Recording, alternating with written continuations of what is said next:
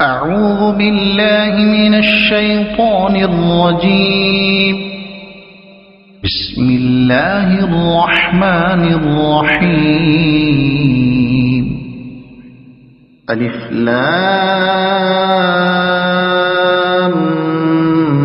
ميم را. تلك آيات الكتاب والذي أنزل إليك من ربك الحق ولكن أكثر الناس لا يؤمنون. الله الذي رفع السماوات بغير عمد ترونها ثم استوى على العرش وسخر الشمس والقمر كل يجري لأجل مسمى يدبر الأمر يفصل الآيات لعلكم بلقاء ربكم توقنون. وهو الذي مد الأرض وجعل فيها رواسي وأنهارا ومن كل الثمرات جعل فيها زوجين اثنين يغشي الليل النهار إن في ذلك لآيات لقوم يتفكرون. وفي الأرض قطع متجاورات وجنات من أعناب وزرع ونخيل صنوان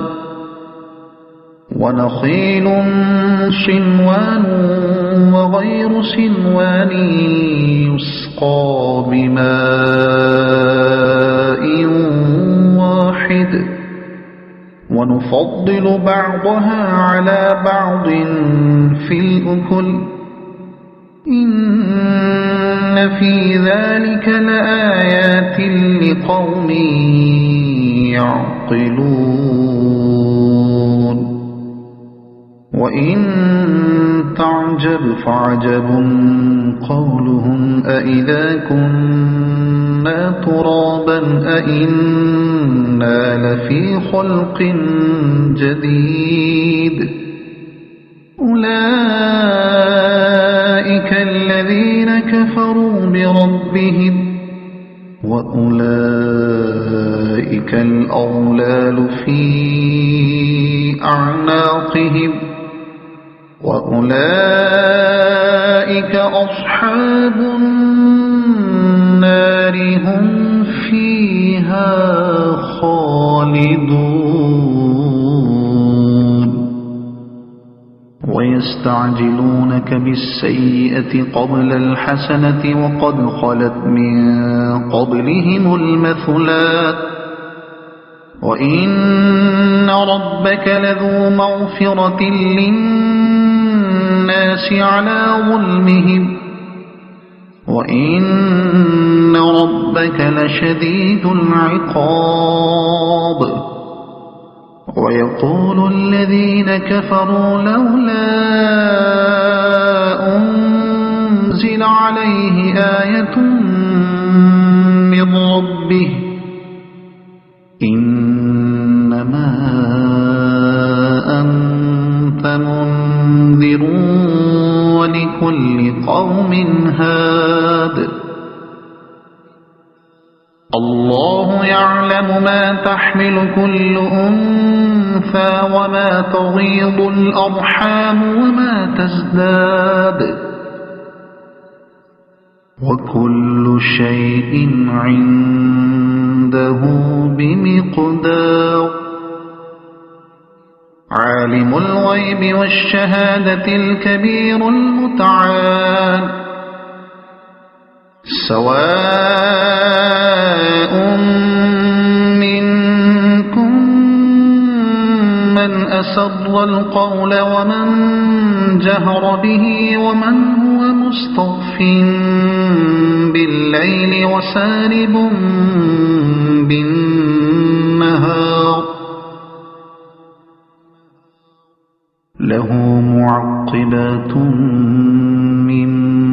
بين يديه ومن خلفه يحفظونه من أمر الله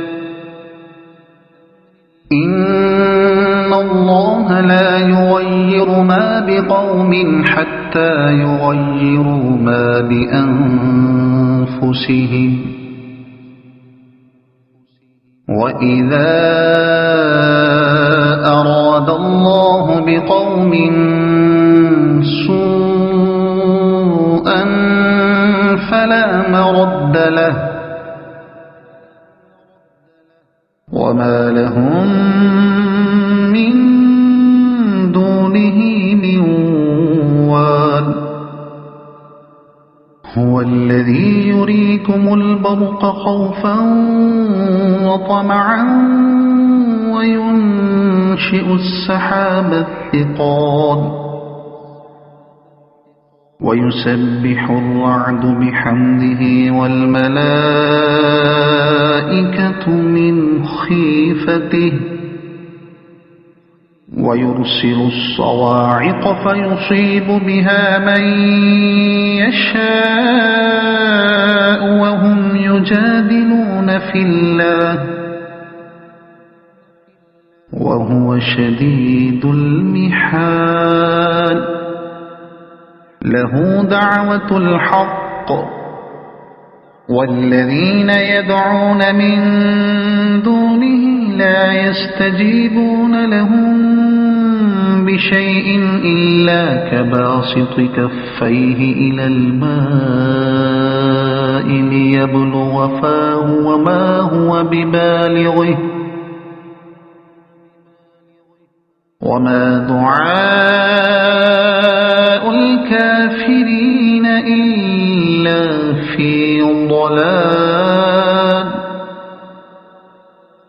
ولله يسجد من في السماوات والأرض طوعا وكرها وظلالهم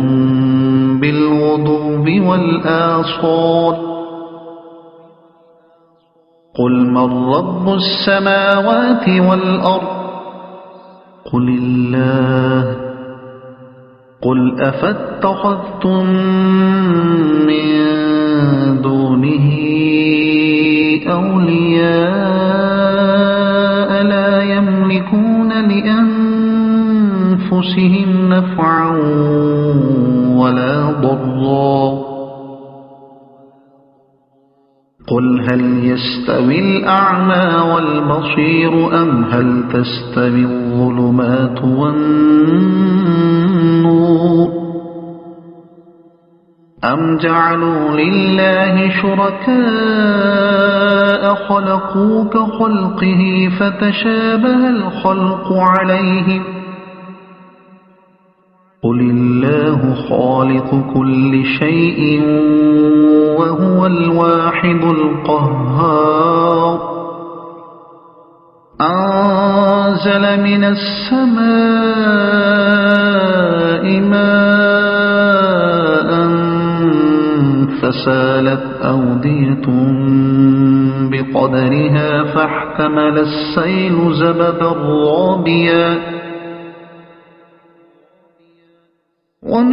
ومما يوقدون عليه في النار ابتغاء حلية أو متاع زبد مثله كذلك يضرب الله الحق والباطل فأما الزبد فيذهب جفاء وأما ما ينفع الناس فيمكث في الأرض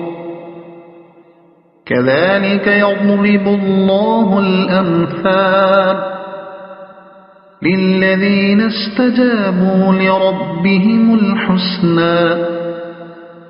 والذين لم يستجيبوا له لو أن لهم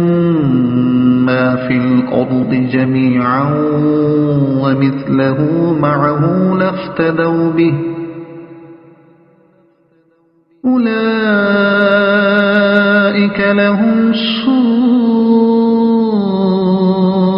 الحساب ومأواهم جهنم وبئس المهاد أفمن يعلم أنما أنزل إليك من ربك الحق كمن هو أعمى إنما يتذكر أولو الألباب الذين يوفون بعهد الله ولا ينقضون الميثاق والذين يصلون ما أمر الله به أن يوصل ويخشون ربهم ويخافون سوء الحساب والذين صبروا ابتغاء وجه ربهم وأقاموا الصلاة وأنفقوا مما رزقناهم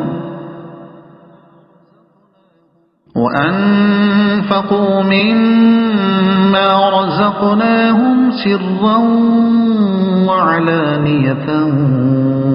ويدرؤون بالحسنة السيئة أولئك لهم عقبى الدار جنات عدن يدخلونها ومن صلح من آبائهم وأزواجهم وذرياتهم والملائكة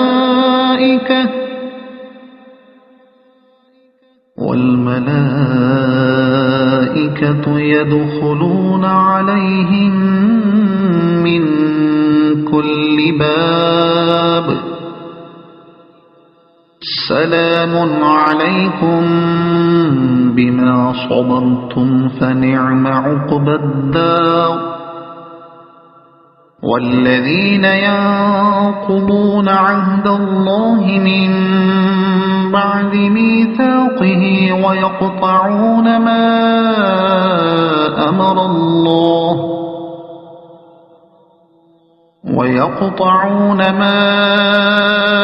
أمر الله به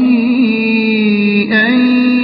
يوصل ويفسدون في الأرض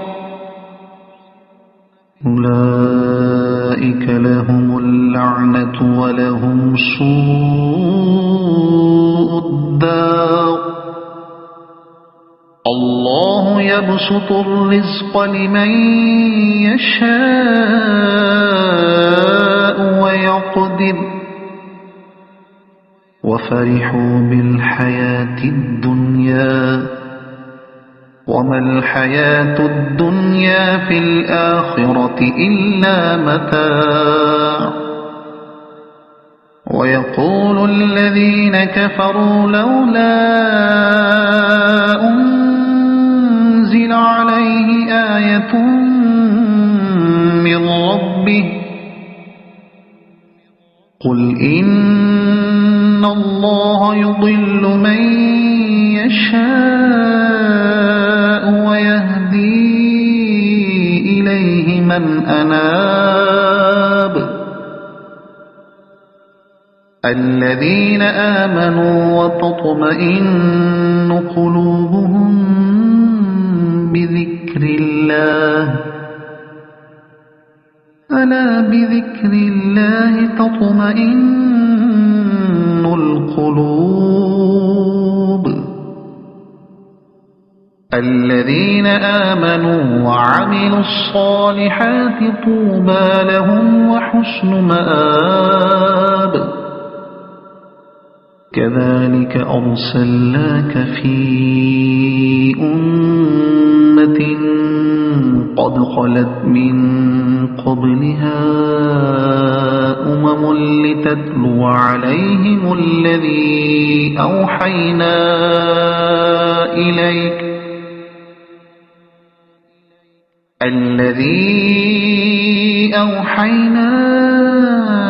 إليك وهم يكفرون بالرحمن قل هو ربي لا إله إلا هو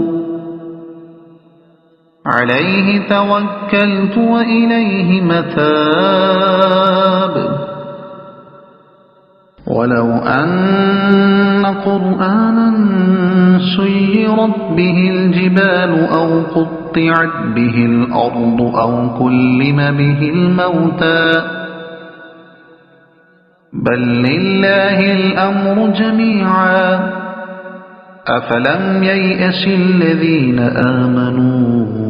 أن لو يشاء الله لهدى الناس جميعا ولا يزال الذين كفروا تصيبهم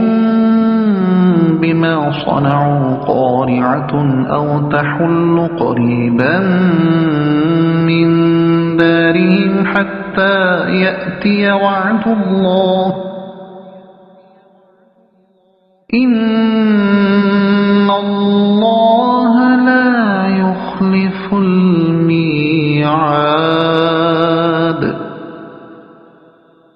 ولقد استهزئ برسل من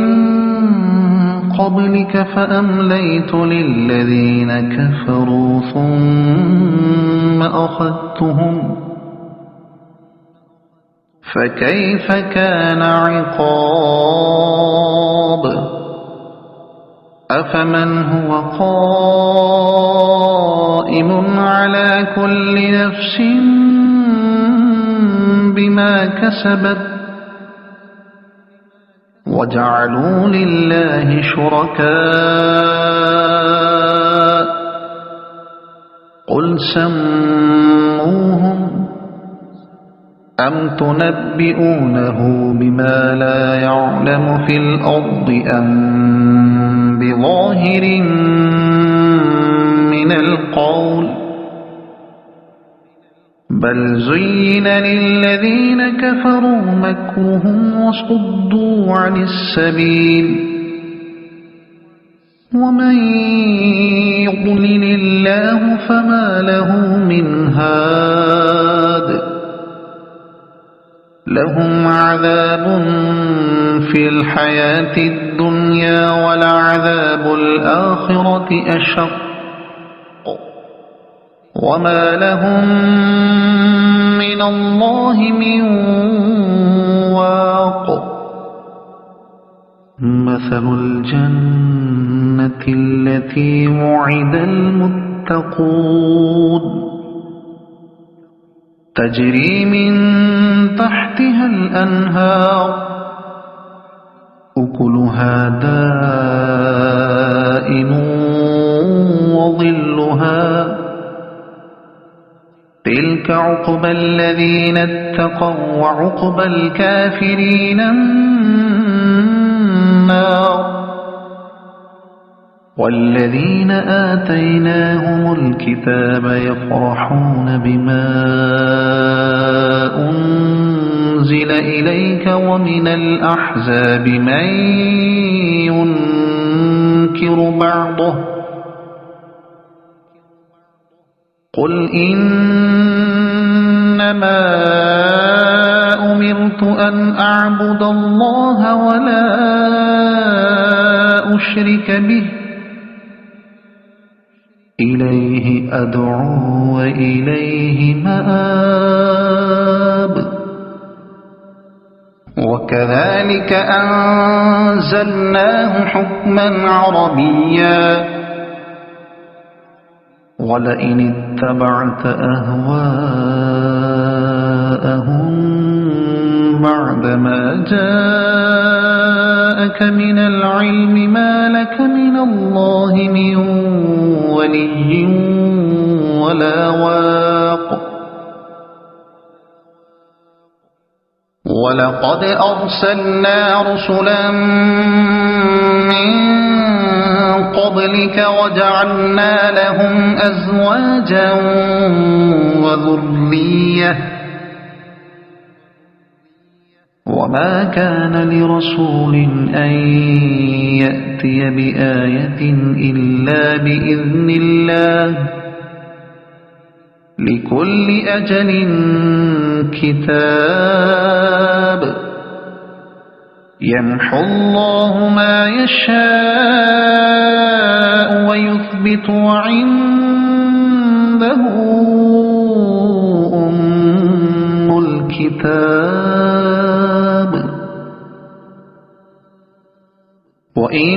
وإما نرينك بعض الذي نعدهم أو نتوفينك فإنما عليك البلاغ وعلينا الحساب أولم يروا أنا نأتي الأرض ننقصها من أطرافها والله يحكم لا معقب لحكمه وهو سريع الحساب وقد مكر الذين من قبلهم فلله المكر جميعا يعلم ما تكسب كل نفس وسيعلم الكفار لمن عقبى الدار ويقول الذين كفروا لست مرسلا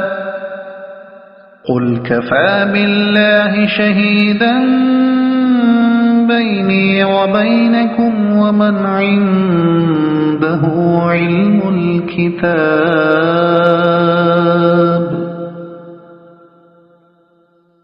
صدق الله